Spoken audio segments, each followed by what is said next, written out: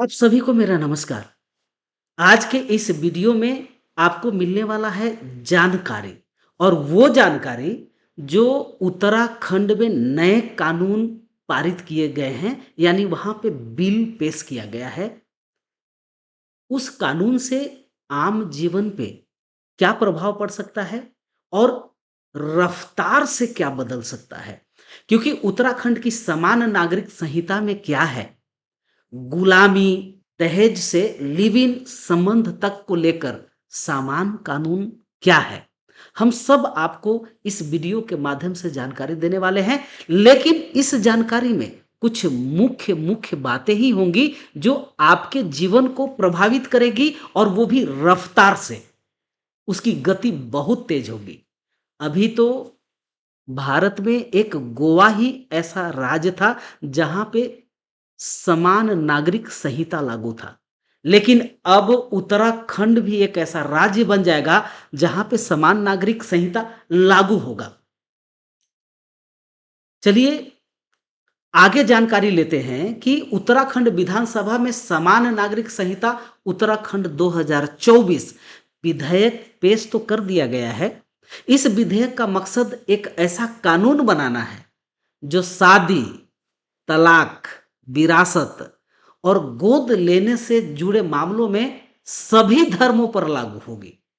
चूंकि भारत धर्म निरपेक्ष देश है और करीब करीब हिंदू, मुस्लिम, सिख और ईसाई ये ऐसे धर्म हैं जहां पे धार्मिक कानून भी उनके जीवन को संचालित करती है, उनके रहन सहन को संचालित करती है। लेकिन ये जो कानून आया है, ये कानून सभी धर्मों के लिए है, सभी धर्मों के लोगों के लिए है और एक ही कानून। तो चलिए जानते हैं कि आखिर इस कानून में क्या क्या और किस किस प्रकार से है। जो प्रमुख प्रमुख बातें हैं वो जानकारी हम आपको बताने वाले हैं कि सभी धर्मों के लिए समान कानून में क्या है। तो अभी क्या है वहां पे कि शादी, तलाक, विरासत और गोद लेने के मामले में विभिन्न धर्मों के अलग अलग पर्सनल लॉ, यानी पर्सनल लॉ हैं जो काम करते हैं, उनके जीवन को चलाते हैं। लेकिन जब ये कानून आ जाएगा, विधेयक आ जाएगा, तो उसमें क्या हो जाएगा कि एक कानून बनेगा जो सभी धर्मों को मानने वालों पर समान रूप से लागू होगा। यहां पे आगे जानकारी ये है कि बहु विवाह पर रोक होगी। बहु विवाह, बहु विवाह का मतलब है कि अभी क्या है कि तलाक के बाद दोबारा उसी पुरुष से शादी के लिए कुछ कुरीतियां बनी हुई है कि चलो भाई तलाक हमने कर दिया है, लेकिन दोबारा उसी पुरुष से शादी के लिए कुछ कुरीतियां अभी भी धार्मिक तरीके से काम कर रही हैं। लेकिन अब यहां जब विधेयक लागू हो जाएगा तो क्या हो जाएगा कि महिला को तलाक के बाद उसी पुरुष या अन्य पुरुष से शादी करने के लिए शर्तों में नहीं बांधा जा सकता है। तलाक से संबंधित मुस्लिम धर्म में अनेकों प्रकार के तलाक हैं जिनका जिसका जिक्र तमाम लोग जानते हैं। अगर वो तमाम तलाकों के बारे में अगर मैं जानकारी दूं तो वीडियो लंबा हो जाएगा। आगे बढ़ते हैं कि तलाक के मामले में महिला को तलाक के बाद उसी पुरुष या अन्य पुरुष से शादी करने के लिए शर्तों में नहीं बांधा जाएगा। यानी जितने भी मुस्लिम धर्म में अलग अलग प्रकार से तलाक दिए जाते थे वो सारे के सारे यहाँ पे बंद हो जाएंगे। सिर्फ एक ही कानून चलेगा। आगे बढ़ते हैं और आगे जानते हैं कि और क्या है। तो शादी के लिए बराबरी का हक अभी क्या है। तो अभी समाज में ऐसा है कि कुछ समाज में पत्नी के जीवित रहते पति को दूसरी शादी का अधिकार मिला हुआ है। यहां पे विधेयक आने के बाद क्या हो जाएगा, तो विधेयक आने के बाद यह हो जाएगा कि पति या पत्नी जीवित हो तो दूसरी शादी पर पूरी तरह से प्रतिबंध हो जाएगा। यानी अगर पत्नी जिंदा है और अगर पति भी जिंदा है और आप अगर चाहते हैं कि दूसरी शादी कर लें तो पूर्ण तरीके से ये प्रतिबंधित हो जाएगा। अब आगे देखते हैं कि शादी के बाद धर्म परिवर्तन के मामलों में पीड़ित पक्ष के लिए अधिकार स्पष्ट नहीं थे अभी तक। लेकिन जब विधेयक लागू हो जाएगा, तब क्या हो जाएगा? तो असहमति से धर्म परिवर्तन होने पर पीड़ित पक्ष तलाक लेने और गुजारा भत्ता मांगने का हकदार हो जाएगा। बहुत ऐसे समाचार और बहुत सारी ऐसी घटनाएं भी घटित हुई हैं और हो भी रही हैं कि चलो भाई शादी हमने कर लिया, लड़की हिंदू समाज से है तो चलो उसे हम अपना धर्म कबूलवा लेते हैं।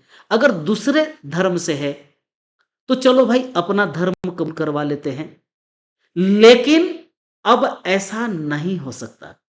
धर्म परिवर्तन करने के लिए उसे आप बाध्य नहीं कर सकते, क्योंकि असहमति से धर्म परिवर्तन होने पर पीड़ित पक्ष को तलाक लेने और गुजारा भत्ता मांगने का भी अधिकार है। अब धर्म परिवर्तन पे भी यहां पे रोक लग जाएगा। आगे देखते हैं कि और क्या है। विवाह पंजीयन जरूरी कर दी जाएगी, कर दी गई है इस विधेयक में। तो अभी क्या है, जानते हैं कि विवाह से संबंधित अभी क्या है। तो अभी है कि शादी का पंजीयन अनिवार्य नहीं है। अगर आपने शादी कर लिया, बारात लेकर चले गए, माथे पे जो है सेहरा बांध लिया, मोर बांध लिया और आप बारात लेकर गाजे बाजे के साथ लेकर चले गए, लेकिन पंजीयन आपने नहीं भी करवाया तो भी वो आपकी पत्नी या पति है। लेकिन यहां पे क्या हो जाएगा विधेयक आने के बाद कि पंजीकरण अनिवार्य होगा, पोर्टल अभी बनेगा। सरकार इस पे काम कर रही है कि शादी आपने किया है तो पोर्टल पे जाकर आपको रजिस्ट्रेशन करना अनिवार्य हो जाएगा। और विवाह से संबंधित देखते हैं कि अभी समाज में और क्या है कि विवाह पंजीकृत न कराने वालों को सरकारी योजनाओं और सुविधाओं का लाभ भी मिल रहा है। लेकिन विधेयक आने के बाद क्या हो जाएगा कि पंजीकृत कराने वालों को ही योजनाओं और सुविधाओं का लाभ मिलेगा जो सरकारी होगा। सरकार की तरफ से जितने भी योजनाएं हैं लागू होंगी। अगर शादीशुदा जोड़ा पंजीयन नहीं कराया, रजिस्ट्रेशन नहीं कराया, तो सरकारी योजनाओं का लाभ उस जोड़े को तो नहीं मिलने जा रहा है। आगे देखते हैं कि और क्या प्रभाव हो रहा है। आगे लिव इन रिलेशनशिप की अगर बात करें, देश में बहुत सारे ऐसे जनसंख्याएं आजकल बढ़ती जा रही हैं कि लिव इन रिलेशन में रहते हैं, शादी नहीं करते हैं लेकिन साथ साथ में जिंदगी बिताते हैं, थोड़े दिन रहते हैं, जानते हैं, समाज को बताते नहीं है, परिवार को बताते नहीं है, सरकार को बताते नहीं है, लेकिन चलो भाई कहीं अपने घर में या कोई अनजान जगह पे डेरा लेकर, भाड़े पे रूम लेकर के भी भारत में ऐसे बहुत जोड़े हैं जो लिव इन रिलेशन में रहते हैं। तो लिव इन रिलेशन में रहने वाले जोड़ों के लिए अभी क्या है, विधेयक पास होने से पहले तो अभी यह है कि लिव इन रिलेशनशिप के मामलों में सिर्फ सुप्रीम कोर्ट के फैसलों के माध्यम से स्पष्टता आई है। दूसरी बात यह है कि लिव इन रिलेशनशिप में रहने वालों का रजिस्ट्रेशन नहीं होता। लेकिन अब क्या हो जाएगा, तो अब यह हो जाएगा कि लिव इन में रहने के लिए लड़की की उम्र 18 साल या उससे ज्यादा होनी चाहिए। अगर 21 वर्ष से कम उम्र के लड़का और लड़की लिव इन रिलेशन में रहना चाहते हैं तो पहले रजिस्ट्रेशन कराना होगा और जानकारी माता पिता को अनिवार्य रूप से देना होगा। ये कंडीशंस हो जाएगा। चलिए आगे बढ़ते हैं कि और क्या है। तो और जानते हैं कि उत्तराधिकारी से जुड़ी विसंगतियां दूर होंगी।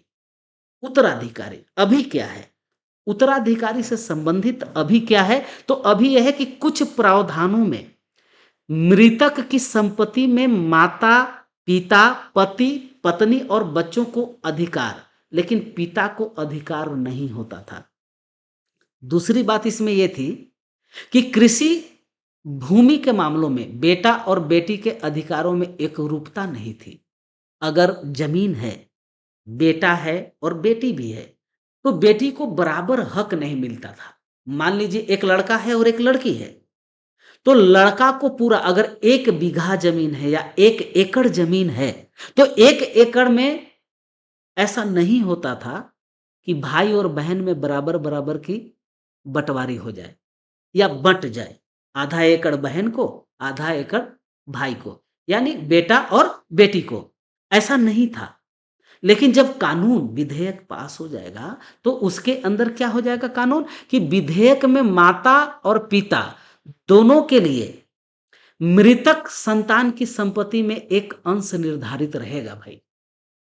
अगर कोई बेटा या संतान डेट कर गया है, उसकी जो संपत्ति होगी उसमें माता-पिता का एक अंश रहेगा ज़रूर, अगर वो माता-पिता जीवित हैं।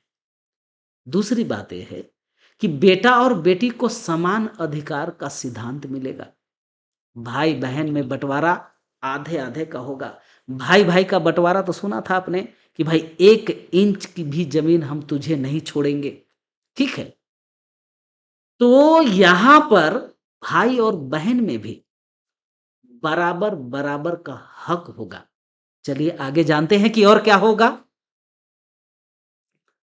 आगे है कि संपत्ति में संतान को अधिकार। अभी क्या है? संपत्ति में संतान को अधिकार अभी क्या है? तो अभी यह है कि नाजायज़ रिश्तों की वजह से जन्मी संतान माता-पिता की संपत्ति से वंचित हैं भाई। अगर वो नाजायज़ है, लड़का हो या लड़की है, लेकिन माता-पिता को जो संपत्ति है, उसमें उसका कोई अधिकार नहीं है। दूसरी बात एक और भी है, जो अभी लागू है, गर्भस्थ शिशु को माता या पिता की मृत्यु के बाद संपत्ति में अधिकार को लेकर अस्पष्टता नहीं थी। माता और पिता अगर नहीं रहे, तो जो गर्भस्थ यानी उनके पेट से ही जन्म लिया हुआ है, उसको जो अधिकार था, उस पे अस्पष्टता नहीं है। लेकिन ये कानून आने के बाद क्या हो जाएगा कि ऐसे निर्दोष बच्चों को भी संपत्ति का अधिकार होगा, जो नाजायज़ रिश्तों से उत्पन्न हुए हैं। उस बच्चों को भी संपत्ति में अधिकार मिलेगा। साथ ही साथ जो गर्भस्थ शिशु हैं, तो गर्भस्थ शिशुओं को भी अन्य संतानों की तरह समान अधिकार मिलेगा। आगे देखते हैं कि और क्या है। तो इस प्रकार से विधानसभा में विधेयक को पेश करते हुए मुख्यमंत्री धामी ने कहा कि प्रभावी एवं प्रचलित व्यवस्था में संपत्ति में उत्तराधिकार या इच्छा पत्र वसीयत के अधिकारों में व्यापक विसंगति या भिन्नता रही है। उदाहरण के रूप में देखें तो अधिकांश प्रावधानों में मृतक की संपत्ति में माता, पति पत्नी और बच्चों को तो अधिकार है, परंतु पिता को अधिकार नहीं दिया गया है। इसी प्रकार एक ही व्यक्ति की संतान में लिंग के आधार पर भी असमानता है। विवाहित और अविवाहित पुत्री को भी अलग-अलग अधिकार हैं। कुल मिलाकर ये जो यूसीसी आया है और संभावना ये भी है कि जब मोदी सरकार आ जाएँगे, तो पूरे भारत में ये लागू हो सकता है। ये कानून की जानकारी आपको, हमको और पूरे समाज को रखने की आवश्यकता है, जानने की आवश्यकता है। जो भी जानकारी हमने आपको यहाँ पे अभी मुहैया करवाया है, इस जानकारी को अपने परिवार में शेयर ज़रूर करें। मैंने सरल भाषा में बताने का प्रयास किया है, ताकि आप समझ सकें और ये वीडियो अगर आपको यूज़फुल लगा, अगर सहायक हुआ है, तो लाइक भी करेंगे और कमेंट ज़रूर करेंगे, साथ-साथ में शेयर भी करेंगे। आज के वीडियो में बस इतना ही। जय हिंद, जय भारत।